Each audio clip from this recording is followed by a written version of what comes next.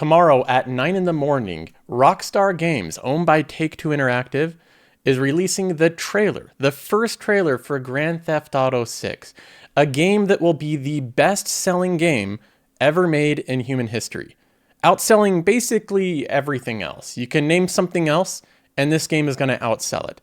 That is how big and how anticipated this game is. To say it's just highly anticipated is a huge understatement. Grand Theft Auto 6 it's just in a league of its own. For example, on Instagram, they released this little poster here. It had a unique styling to it, and it was just the announcement of the trailer release. So they're announcing the trailer that's going to announce the official game and give us an inside look of it. This little announcement has 5.8 million likes on Instagram, 94,000 comments. And again, this is just an image. It's an image announcing the trailer tomorrow. On their Instagram account, they also went through and scrubbed every other post. They erased all of it to put maximum focus on this announcement. Right now to Rockstar Games, this is the only thing that matters to them. Now, we also have the same post on their X account. This receives so far, the numbers are again just staggering. 160 million views, 1.9 million likes, 495 reposts, 68,000 comments. The numbers are astronomical, especially because this was posted just a day or two ago. This hasn't been up for months or weeks, this is just a couple of days. It's fair to say that there has never been a more anticipated game in all of human history than Grand Theft Auto 6. In fact, if we take a look at its predecessor, Grand Theft Auto 5, this company has now racked up sales up to 185 million copies sold. And that is an article that was out a little bit ago, a few months ago. It's probably gone up since then. This thing continues to sell every single year, selling over 5 million copies a year. In the first week alone of Grand Theft Auto 5, that game sold 16 million copies. That is $1.15 billion worth of revenue in copies sold in a 1 week period. And this game is likely to outperform it. It's likely to beat it. It's going to be a bigger game than Grand Theft Auto 5. So I want to take a look at Rockstar Games and Take-Two Interactive and see how this company's doing. After all, the company today is down a little bit, but it's doing well this year. It's up 50%. I want to take a look at the fundamentals, the investment case of Take-Two, and how Grand Theft Auto 6 impacts this company. What does all of this mean for Take-Two Interactive, and how does Grand Theft Auto trickle down into the financials of the company? Now, we also have some related news that Netflix is doing business with Take-Two Interactive with Rockstar Game, specifically with Grand Theft Auto. This is the Grand Theft Auto 3 trilogy, the definitive edition. Apparently, this is going on to Netflix. So Netflix gaming has been a thing. It's been a thing in the background. But all of a sudden, we have some major titles going on to Netflix's gaming. How does this work? What games are these? How can you even play them? What does this mean for the future of Netflix? We're going to discuss this as well. Now, I'll go ahead and start off by saying that I don't own Take-Two Interactive. I have the Story Fund, which is a group of tech companies. I do own some gaming companies. I guess these are potential competitors, so I could be biased there, but I don't really view these companies biasly competing with Take-Two Interactive. I think that they're actually very different. But Microsoft is a big gaming company. They're one of the top ones now, especially with their acquisition of Activision Blizzard. That's a pretty big acquisition. So Microsoft's actually a notable gaming company right now. Another one you could say is Apple. They have a little gaming subscription. It's a microscopic part of their business. So it doesn't really move the needle, but it's something that's part of Apple. As well as Google, I think, does video games. I'm not sure. They've dabbled in it a little bit, but I don't think it's moved the needle at all. Amazon as well, they've tried with cloud gaming. I think they have some interesting titles. And the newest one to get into gaming, like the rest of these big, highly scaled companies, is Netflix. Netflix's gaming strategy has been cloud gaming, to offer it as ad-free, part of the Netflix membership. It's just included. And so far, Netflix's gaming effort has played no role in my investment in Netflix. I have a big investment in the company. I think it's going to be much bigger in the future, but all of my thoughts on Netflix have to do with the TV, movie, comedy, documentary, not the gaming portion of it. And I haven't understood the strategy of Netflix's gaming until now, but I think I'm finally starting to get it. So we'll dive into Netflix later. but this is a look at my portfolio and potential competitors to Take-Two Interactive. Now, looking at Grand Theft Auto, this isn't just a video game, and that's what I want to stress here, is a lot of people look at this as just one more title, one more video game. It's really not. It's basically the heart of the company, Rockstar Games. They do have a lot of titles that sell over 5 million copies. In fact, they have around 11 of them that sell over 5 million copies, which is great. They have a great slate of games, but Grand Theft Auto is in a whole league of its own. This game is not even comparable to the Super Bowl, the World Cup, or any other sporting event, because those happen either every year or every 4 years. They're big worldwide events that happen somewhat frequently. Grand Theft Auto 5, on the other hand, was released in 2013, so it's been a full decade since the release of its predecessor. And the numbers on Grand Theft Auto 5, again, are just incredible. The game is the second best-selling video game of all time. Second best with 190 million copies shipped. Now, they're comparing this with the best-selling, which I believe is Tetris. So Tetris beat out Grand Theft Auto 5, but keep in mind, when you buy Grand Theft Auto 5, you don't just buy the game, you also buy Season Pass, and you can buy different currencies in the game. They have ways of monetizing you over and over again after you already own the game. So even though they've shipped a lot of copies, and they do charge, I believe, around $40 to $70 for each copy sold, you're also paying once you're in the game if you really enjoy spending more money on it, getting more items. This game alone has made the company over $8 billion in revenue. $8 billion from a single game over a 10-year period. Now keep in mind, that's compared to a company that this isn't a $100 billion company. This is a $26 billion market cap company. So $8 billion in revenue over a 10-year period. $8 billion is roughly 1/3 of the total market cap. But this company also just recently did a big acquisition of another studio. Without that acquisition, the market cap is roughly half the size. So you can see how important this one title is to this studio. It is their massive success. It is the one thing really pushing the stock higher. Now, before we look at the numbers of Take-Two, I want to look at an interview with the CEO of the company. This was 6 months ago, and I think this is one of his best interviews because he gives a lot of hints about the future. He gives a lot of insights about their strategy and really how this company works overall. This is the Take-Two Interactive CEO, and he's talking about the company's release strategy, what he sees going into the end of 2023 and 2024. You are not somebody who, is big on theatrics or is into hyperbole or any of those things. But last week, when you talked about your earnings and your guidance, you said that you're going to be looking at more than $8 billion in revenue next year for games. And that's 45% ahead of the midpoint of the street's estimates on things. This was a big surprise for investors. Suddenly, Take-Two Interactive announced that their estimates for revenue in 2024 are going to be way higher than what Wall Street was expecting, 45% higher. When a company comes out and says, hey, our revenue is going to be 45% higher than what all the analysts are expecting, that means something dramatic, something fundamental has changed. And in this case, the only thing that could conceivably move their revenue up 45% above what Wall Street estimates were is Grand Theft Auto 6. Huge, huge news. And it's got people speculating that you've got to have Grand Theft Auto 6 coming out. So we've said that we're working on the next iteration of Grand Theft Auto, but Rockstar hasn't announced a release date yet. We've been working on this huge pipeline. We have 36 titles coming to market in fiscal 25 and 26, and we obviously have high expectations. And you're right, we typically don't talk about future years. We typically give guidance, and we try to go right down the middle. That's what we're supposed to do. In this instance, we wanted to give the street the transparency it's been asking for. So we basically gave an outlook for this fiscal year and subsequent too. And what's interesting is we have high expectations for fiscal 25, but we also expect sequential growth in fiscal 26. I mean, you look at the stock.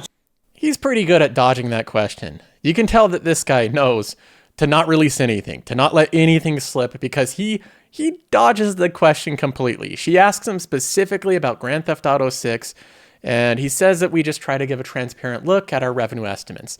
So you have to fill in the blank here, but of course he's talking about Grand Theft Auto 6. This is huge news because you have a lot of new properties that are coming out, but you're usually pretty conservative about new things that have not been out there in the past. Generally, we like to have success before we talk about it. So what makes you so sure this time? We've been working on this pipeline for a long time, and we have a pretty good ability to predict the performance of new iterations of existing franchises. I think that's an important phrase. He said there that we have a pretty good ability to predict the revenue estimates of existing franchises. Meaning the reason that they're so confident in moving up their estimates 45% year over year from 2023 to 2024 is because they have very good confidence in predicting that Grand Theft Auto 6 is going to make X amount of revenue. So you can do the math here. Look at how much money this company made in 2023, move it up 45%. A big portion of that is going to be the release of Grand Theft Auto 6. That's what they have baked into the sales numbers of this company. Like Grand Theft Auto? And we have 14 franchises that have each. He dodges it again. She says, like Grand Theft Auto, and he goes, no, we have 14 franchises. He's trying to broaden the conversation out of just Grand Theft Auto, and I love that Becky Quick only wants to hear about Grand Theft Auto. She's going for the one thing that everybody wants to hear about, and he just won't do it. He won't take part in it. He's going to broaden it out to the rest of the company. He won't let any leaks or any slips happen. Each sold over 5 million units in an individual release. Titles like Red Dead and Borderlands, BioShock, Civilization, and many others. Now, this interview continues on, and this is where we get into pricing for video games. They ask him, what is he going to charge for these new video games? And there has been a bit of controversy here, because what he does is he suggests that video games should be looked at an hourly cost. And a lot of people think that he's going to start charging you hourly to play video games. But that's not really what he says here. As a CEO, he's looking at the value proposition of the entertainment that he's providing.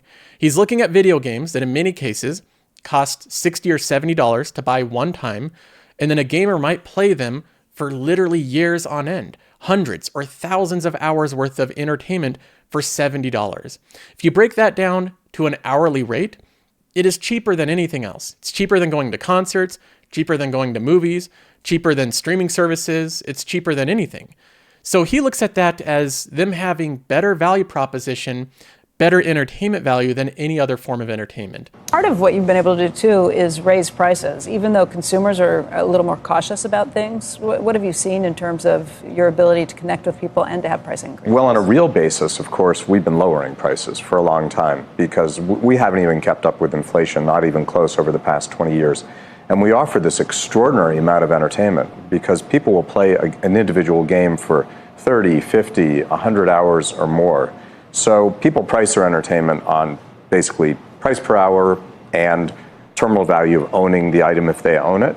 And we think the price per hour is very modest in consumers' mind and they get a great value. A 2-hour concert costs you $150. Right. That right there is a comment that caused a lot of controversy. Now, again, he doesn't say he's going to start charging people hourly to play the game. And if I had a guess, I think that Grand Theft Auto 6 has immense pricing power.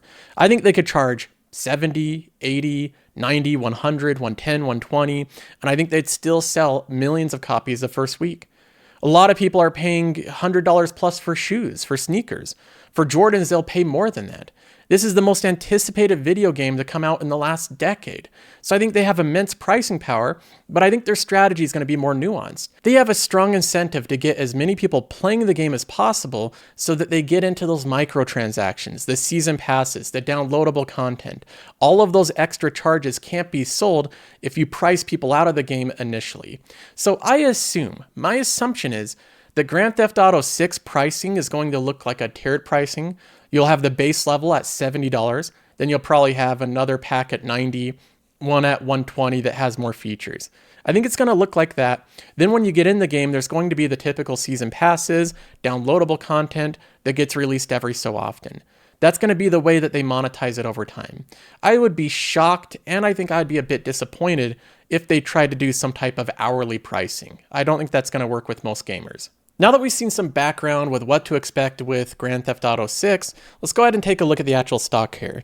Rockstar Games, which is the creator of Grand Theft Auto, is owned by a company called Take-Two. Take-Two owns a variety of different titles. Like he says, they have 12, 13, 14 different titles that sell over 5 million copies for each time they come out with a new game.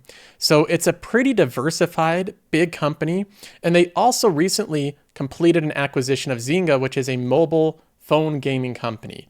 Every game company wants to get into the mobile phone category because it has so many microtransactions, so much growth all throughout Asia and different parts of the world. Now, if we look at the company, it's at a $26 billion market cap. That's after this recent acquisition. The numbers look pretty bad right now in terms of the valuation. 22 PE ratio is more expensive than most game companies. We have free cash flow yield that's negative. Stock-based comp adjusted free cash flow yield that's even more negative, negative 2%. So the cash flows over the past couple of quarters have been negative as they've been dealing with this acquisition. A lot of this is already priced into the stock. Now, with the rumors coming out that they were going to have Grand Theft Auto 6 and the analyst estimates were raised, that caused a huge stock move. In fact, year to date, the stock is up above 50%. So this is a great performer, far outperforming the S&P 500. All year long, this company has been going higher and higher. Now, if we look at it over the past 5 years, it doesn't look good. It's up 46%. So what we had here is a lot of hysteria in 2021. It got bid up with the rest of the tech companies. It did the same type of U-shaped recovery. We have it going down here into 2022, selling off too much, and then a big recovery going into 2023. But I think a big part of this recovery, and the reason it's not continuing to sell down, is because of the Grand Theft Auto 6 release coming up. Now, looking at the revenue, the company does not have the best revenue over time.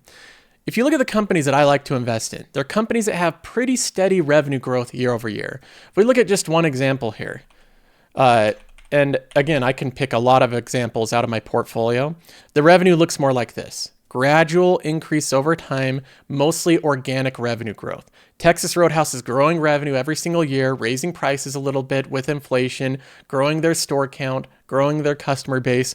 That's nice, gradual, organic revenue growth. But looking at Take-Two's revenue, it doesn't look the same. We don't get that nice gradual slope. We don't see the nice compounding revenue year over year. From 1998 to 2005, it went up. Then from 2005 to 2013, it was completely flat. In 2013, that's when they released Grand Theft Auto 5. And you can see the massive increase in revenue. It basically doubled in a single year. So 2014, everyone's buying the game. The revenue goes up like crazy. In 2015, it goes back down. After it fell back down in 2015, they start to push forward, releasing more downloadable content, season passes, monetizing their games better. They release more franchise content, more new titles. They grow the revenue from around $1 billion to around $3.5 billion in 2022. And then they do the major acquisition, buying another very large gaming company. This is the biggest acquisition ever done up until Activision Blizzard. And this brings their revenue up to around $5.5 billion. Then again, they're expecting revenue to go up around 45% in 2024. So a huge revenue increase as they're releasing Grand Theft Auto 6. So some of this growth is organic, some of it not, but overall, it's not the best revenue line. I like companies that have a little bit more reliable revenue. Their EBITDA also looks okay. It looks a little bit better, but it's still not great. Up until 2015, it was really volatile. Some years they'd make a lot of money, some years they'd make no money. Then from 2015, they've actually steadied it out a little bit with their releases. Now they're getting into mobile gaming, which should steady this even more. So it looks like it's improving over time. I like the way that the EBITDA is developing. Now after the EBITDA, we look at the free cash flow. This is my favorite chart for a company because we get an idea of how much cash they actually generate after paying for many obligations, including their stock-based comp or their total employee compensation. So we get an idea of what the company's actually generating here. I like companies that have very consistent growing free cash flows over time. Free cash flow is a more volatile metric than EBITDA, so you're going to see some volatility year over year, but the more consistent, the better. Another company that I'd highlight as an example of consistent free cash flow growth is MasterCard. Check out what this looks like on this company. It's not perfect year over year. There's some years it goes down, but generally speaking, it has a lot more reliable trend than most companies. But we have Take-Two here. It's not the most reliable free cash flows. It's gone down in 2022. It's down even more in 2023 as they're dealing with this acquisition. Anytime you make a massive acquisition, there's going to be a lot of one-time expenses that cause your cash flows to go down. So over time, it looks okay. It's headed in the right direction. Investors are expecting a big year in 2024. I expect to see a solid recovery here as well. The balance sheet used to be a strong point of the company, but with the recent acquisition, they both raised shares and paid for it using cash. So you can see that they went from zero debt, if we get rid of the capital leases here. They went from having zero debt in 2022 to now having $1.67 billion in debt in 2023. And likewise, their cash balance plummeted, going from $2.5 billion to $1 billion. So they spent a lot of cash and they increased a lot of debt to buy this company. Now, whether or not the company was a good acquisition or a bad one is up to you. I think over time it's probably a good acquisition to get into mobile gaming, but it certainly impacted their balance sheet, and that's something they have to deal with. Now, I also like companies that have consistent cash flows where they can do consistent buybacks. Buying back this stock increases your equity in the company. Companies that have a history of doing a lot of buybacks consistently typically outperform the market. In this case, they have not been doing buybacks virtually any part of their history. Going back to 1997, the share count has only increased. If I look at a company, an example of one that has done consistent buybacks, we can take Apple, for example. Let's take a look at Apple's shares outstanding over time. Apple has bought back 40% of their shares outstanding since 2013. 40% reduction in shares outstanding. That means that your equity has increased, likewise with the share reduction. So this is what we want to see with companies. Shares going down, your equity increasing. That makes all the metrics easier to hit. Doing buybacks grows the earnings per share. It grows the free cash flow per share. It grows your revenue that you get per share. All the metrics on a per share basis increase. And of course, it has a reverse impact when you do a lot of dilution. So a lot of this has to do with paying their employees, which is okay. The shares outstanding are basically flat for the past 5 years, going up slightly. And then we have the major one-time increase for doing the acquisition. The acquisition, I don't think is a problem. I don't look at this 1 year as necessarily a problem because they got a lot of assets with that. I think the bigger problem is outside of the acquisition, they still weren't doing buybacks. Your shares outstanding were still going up even outside of the acquisition. Now, if we look at the ratios of Take-Two, we can see how good of a company this is by the numbers. Generally speaking, a company that's incredibly high quality will have very high return on capital employed. That's very similar to return on capital, return on invested capital. They all measure different parts of the same thing, which is how much money they make from the money that they get. And this company does not have the best history of return on capital employed. In 2017, it was only 6%. Then it went up to 9%, 14%, 17%, which is okay. But then it started to go back down in 2022, 10%. Then with the acquisition, which again, I would just rule this out. I don't think that this plays a role, but it went down a bit in 2023.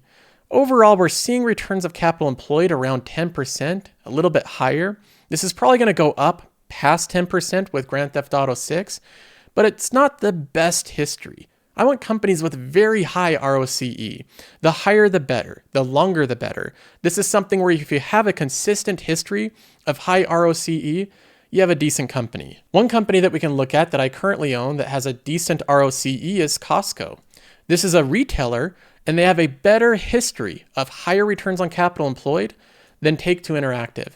The reason being is because Costco knows how much money they're going to make with every single location they open. It's not a hit-driven business. So the ROCE over history since 1996 has been at 15%, and then it's increased all the way up to around 23%. In 2023, it's 23% right now. That's not the highest ever, but it's very consistent, very reliable, and overall higher than Take-Two Interactive. To me, Take-Two Interactive is a mixed bag. I see a lot of things I like about the company. They have incredibly valuable IP, a diverse set of franchises. Their recent acquisition makes them even more diversified in their revenue stream. So there's some things that I really like about the company, and I do see a lot of potential upside, but there's also too many holes in their financials. There's not enough predictability with their revenue, not enough predictability in their releases. The industry that they're in is similar to having big hits. You have to come out with things once every 10 years and hope that it's a big hit. Your entire company's reliant on these titles being big hits. And that's a bit different than streaming services like Netflix that come out with stuff every single month. This is even more hit driven than a company like Netflix. So that aspect of the business is something that I don't like. Now I want to mention just a quick thought on Take-Two Interactive and Netflix. Netflix has been on a roll this year as well. It's beaten up today with the NASDAQ selling down, but it's up 53% year to date. So Netflix has been doing great this year. And one of the things that they've announced recently is that they're going into video games. They're going into cloud gaming. I had no clue what this meant. I didn't know what to make of it. I thought that the target demographic they were going for were little mobile video games like Candy Crush, that type of thing. They're trying to get some little mobile video game that they could sell out in Asia and through the US because people are spending more time than ever on their phones. But Netflix recently announced that they have licensed the Grand Theft Auto trilogy, the definitive edition, on Netflix, and it's going to be available December 14th. The games that they're getting in particular are Grand Theft Auto 3, Grand Theft Auto Vice City, Grand Theft Auto San Andreas. So all three of them are going onto Netflix. All three of them are going to be free, included as part of your membership, no advertisements, just as a value add service for the members. Now, they didn't give a lot of details of how this is going to be played, but I believe it's going to be mobile only. So you're going to have controls to be able to play this on your phone. But overall, this news of them licensing this big game, Grand Theft Auto 3, I think plays into Netflix's strategy in gaming. I feel like I finally have an idea of what they're doing. They want to first reduce the amount of churn in their subscribers. Churn is the killer. Churn is the amount of people that leave the service every single month. Netflix is already, by far, the biggest leader in reducing churn. If we look at them compared to other competitors, there's Netflix and everyone else.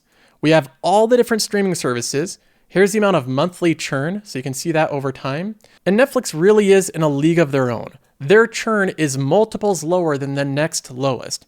So they've done a good job so far, but introducing gaming as an additional value proposition should lower that churn even more. So the overall goal is to reduce churn and grow a real gaming library. Now, getting big name titles onto their service is going to be difficult, but one of the advantages that Netflix has is already huge scale. Because Rockstar Games wants maximum exposure for Grand Theft Auto 6, and they're looking to make a deal with the biggest platform, that gives Netflix a unique bargaining tool. They have some leverage. They know they have the biggest platform to get the maximum amount of exposure. So it's a very symbiotic deal. Both companies are benefiting. Netflix gets to grow their subscriber base, they get a reduced churn. Rockstar in return gets more exposure and hype for the Grand Theft Auto series. And this is the very same strategy that Warner Brothers did with Dune. Warner Brothers wanted to create more exposure and hype for Dune Part 2, so they said, hey, let's put Dune Part 1 on Netflix. That benefits Netflix because they're getting nice content that people want to watch, but it also benefits Dune to create more hype, more exposure for an upcoming title. So this platform effect that Netflix has, already having the biggest scale, makes them very attractive to other IP to be able to maximize their exposure and be used for a marketing tool. In essence, Netflix is not just used for the money they provide in licensing the content, they're also used as a marketing tool for upcoming content. That is a very powerful situation to be in. So I'm excited to see what happens here with Grand Theft Auto 6. I think the trailer is going to get some wild numbers. I'll be looking at it on YouTube tomorrow. That's all for this episode. See you in the next one.